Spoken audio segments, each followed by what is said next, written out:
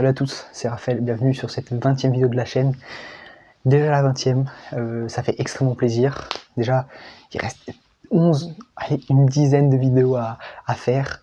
Franchement, ça fait extrêmement plaisir d'être aussi nombreux chaque jour à liker, à regarder les vidéos. Ça fait extrêmement plaisir et je vous en remercie encore une fois.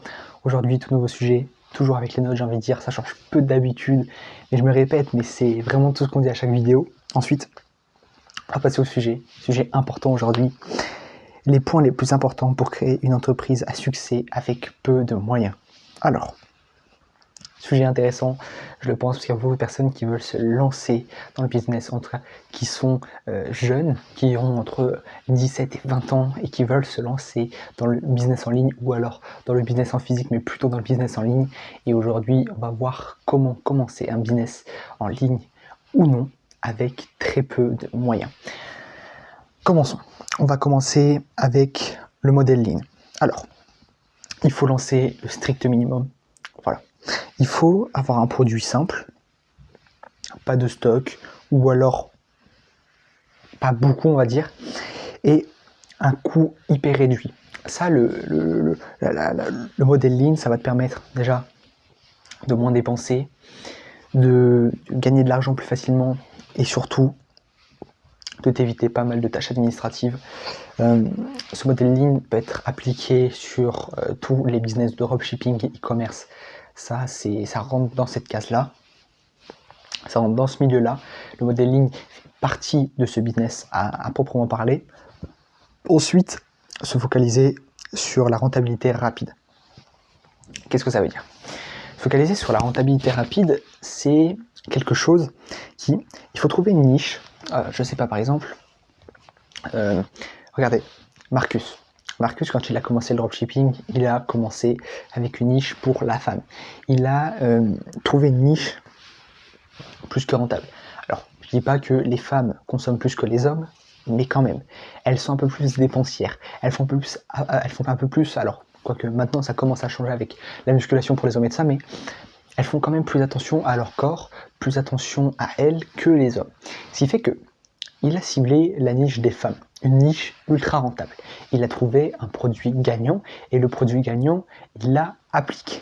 Donc du coup, c'est ce qui fait que, il a trouvé une niche rentable parce que il a trouvé les femmes, ensuite il a trouvé un produit. Donc, et ces deux trucs-là sont rentables. Donc du coup, c'est ce qui lui a permis de faire des millions d'euros en dropshipping.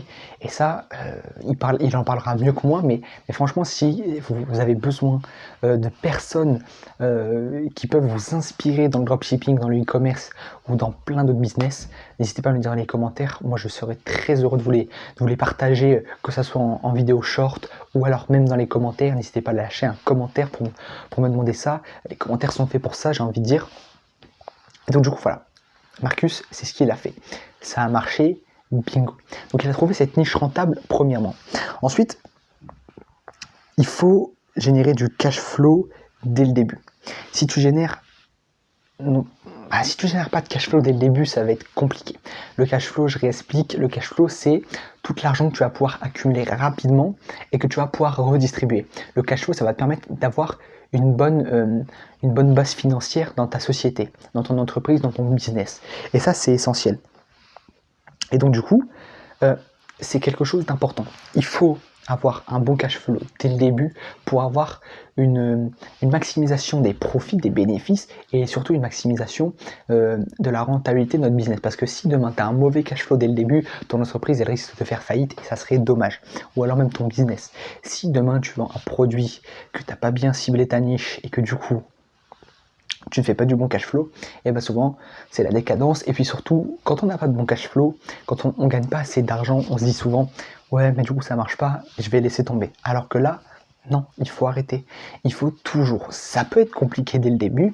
Je te dis pas que dès ta première semaine, dès ton premier mois, tu vas faire des 10 000 euros par mois, mais petit à petit, petit pas par petit pas, comme disait Noxtag, tu vas pouvoir réussir et développer ton cash flow. Mais si tu as un cash flow qui, dès le début, augmente, et que surtout, tu as une bonne gestion financière de tes dépenses, de tes revenus, et surtout de ce que tu vas pouvoir permettre aux gens avec toi de générer, et ben là tu verras que ton expert financier il sera plus que content. Ensuite on va utiliser le digital à fond. Il faut utiliser le digital à fond, je pense. C'est une ère qui devient de plus en plus digitale. Maintenant, tout se fait sur les réseaux sociaux, que ça soit...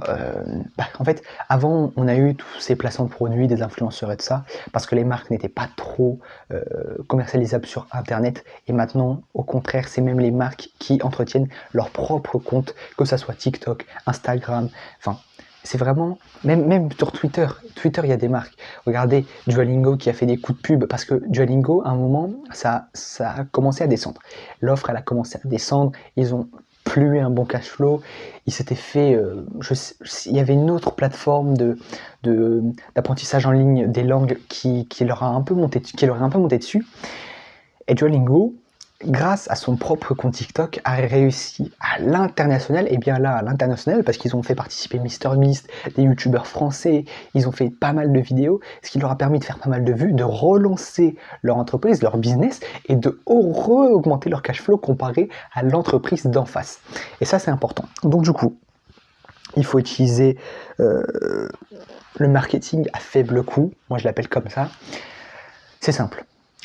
Est-ce que tu t'es déjà dit, je vais faire des ads sur Facebook. Maintenant, les ads sur Facebook, elles sont totalement inutiles, ça ne sert plus à rien. Donc moi, ce que je te conseille, c'est d'embaucher une armée d'ambassadeurs TikTok. Ça, je l'ai appris récemment avec Yomi Denzel, et c'est ce qui m'a permis aussi de faire quelque chose d'exponentiel sur mon business, de trouver plusieurs niches et de trouver les personnes à qui nicher ces produits. En fait, c'est pas très compliqué. Demain, tu te réveilles et tu vas faire une petite recherche sur TikTok. Tu vas regarder, je ne sais pas, par exemple, tu prends des gains de minceur. Tu vas voir les femmes sur TikTok et tu leur proposes de leur gifter le produit. Donc tu leur offres le produit, elles le reçoivent, elles font une vidéo et par rapport au nombre de vues et par rapport au nombre de clics sur le lien qu'elles ont fait et le nombre d'achats, elles vont gagner un pourcentage. Et grâce à ce pourcentage, voilà, tu n'auras pas besoin en fait de dépenser de l'argent. Alors bien sûr, tu vas dépenser de l'argent quand tu vas leur envoyer le produit, mais si ton produit à toi, il te coûte autant et que tu lui donnes, déjà tu ne vas pas lui vendre le produit. Donc c'est du gifting.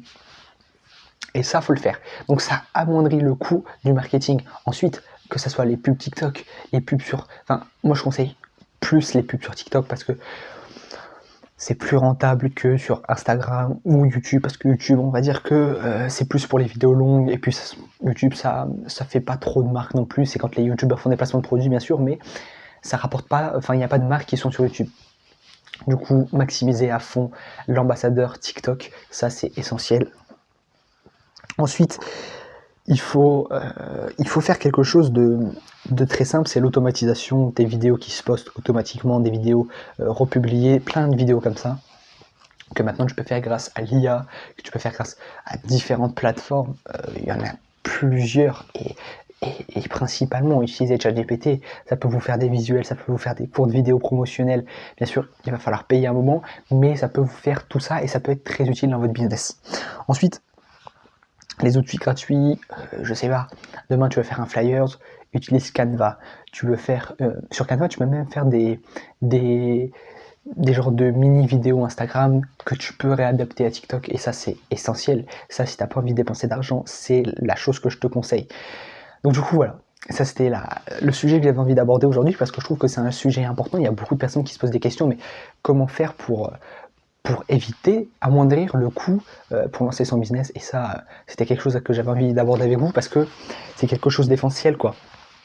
Il y a beaucoup de personnes qui étaient comme moi dans la même galère, qui n'avaient pas d'argent, qui n'avaient pas de trucs sur quoi miser, ils n'avaient pas assez de cash flow pour commencer, et donc du coup, voilà, c'est la vidéo que j'avais envie de faire, parce que ces 3 points clés vont vous permettre de tout simplement accroître votre business. Ça, c'est essentiel. Et puis, voilà, il y a toujours de l'argent à se faire. Si vous voulez faire de l'argent, vendez des choses. Si t'as pas d'argent pour commencer, vends des trucs. Il y a des trucs qui ne servent plus dans ta chambre, vends-les.